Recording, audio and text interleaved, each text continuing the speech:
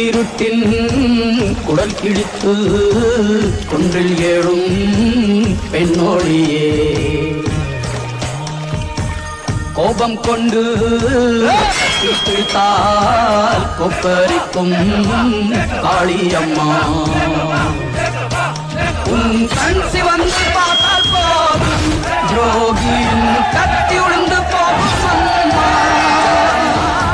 ஓவியத்தில் உன்னை பார்த்தால் அதே உன் உள்ளத்தை காட்டும் அம்மா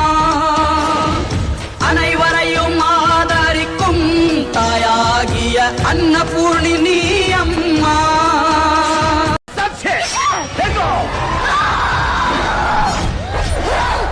வாக்கை காக்க வந்தாயம்மா ஜக்கம்மா மீண்டும் ஜென்மம் எடுத்தாயே அம்மா அந்த நிமிஷம் அந்த தாய் எங்க எல்லாரையும் காப்பாற்ற வந்த